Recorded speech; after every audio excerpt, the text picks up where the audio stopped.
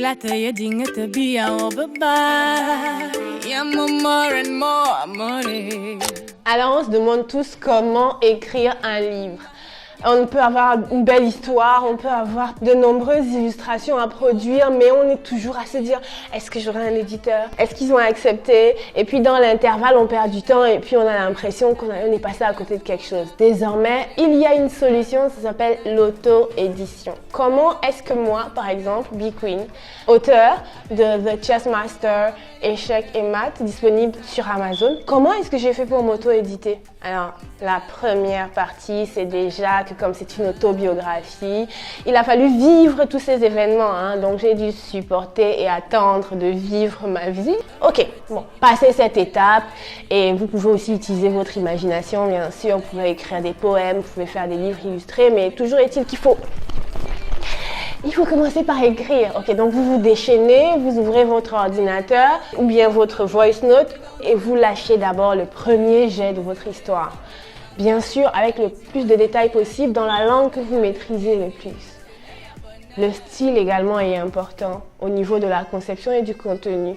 Après que vous ayez illustré votre livre, etc., et que vous estimez que le manuscrit est fin prêt, l'autre chose qu'il faut faire absolument, c'est de le faire relire par 2 ou 3 personnes qui méritent votre confiance et qui sont capables d'apporter leur angle de vue ou alors avoir un recul sur votre œuvre. Moi, ce que j'ai fait, c'est que je me suis abonnée au Robert Correcteur.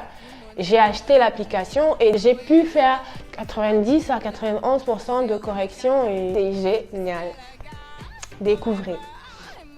L'autre étape, après qu'on ait le manuscrit qui est parfaitement corrigé, s'il est illustré, qui est parfaitement illustré, c'est le format. Attention, parce que souvent, les formats que vous choisissez doivent être respectés, donc il faut bien aligner les formats ensemble.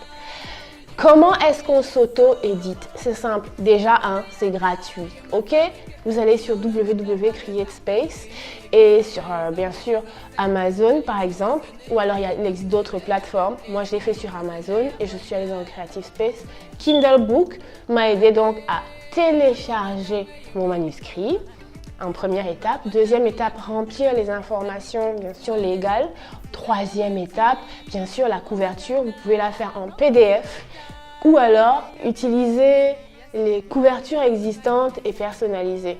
Vous validez, vous faites un aperçu de votre livre, vous feuilletez les pages et puis vous leur dites si c'est OK.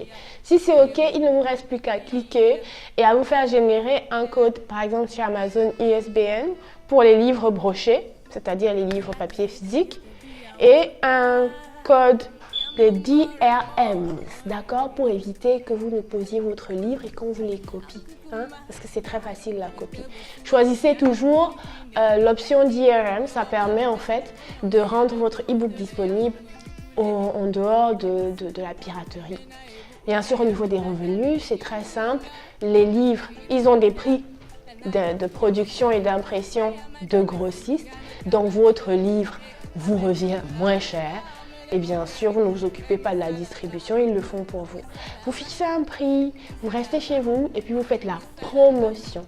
La big promotion de fou, c'est bien sûr les annonces sur le digital. Vous créez un blog, vous souscrivez aussi aux packages publicitaires que Kindle ou Amazon ou les autres vous proposent.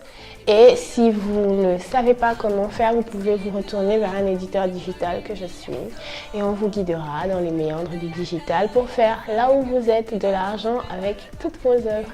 Je vous embrasse. Les ancêtres, me l'y-tu, le plaisir.